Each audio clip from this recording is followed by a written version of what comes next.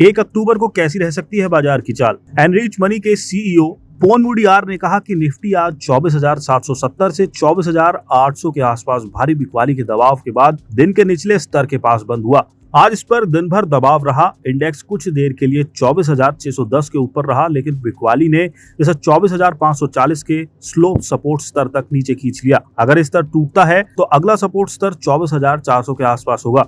इसके भी नीचे जाने पर इस बात की पुष्टि हो जाएगी कि निफ्टी का शॉर्ट टर्म ट्रेंड और भी नेगेटिव हो गया है। तकनीकी नजरिए से देखें तो मोमेंटम इंडिकेटर खींचे हुए दिख रहे हैं और ओवरसोल्ड जोन के करीब पहुंच रहे हैं, जिससे शॉर्ट कवरिंग जंप आ सकता है। हालांकि जब तक अहम रेजिस्टेंस लेवल पार नहीं हो जाते तब तक बाजार में सतर्कता का माहौल बना रहेगा। जियोजीत इन्वेस्टमेंट लिमिटेड के chief investment strategist VK Vijay Kumar ने कहा, 1 अक्टूबर को आने वाली मौद्रिक नीति से शायद ही कोई सरप्राइज देखने को मिले। मौजूदा ग्रोथ और महंगाई की दरों में कटौती की गारंटी नहीं है, इसलिए आरबीआई द्वारा अर्थव्यवस्था में विकास की गति को सहारा देने के लिए नरम रुख अपनाते हुए दरों को जैसे का तैसा बरकरार रखने की संभावना है।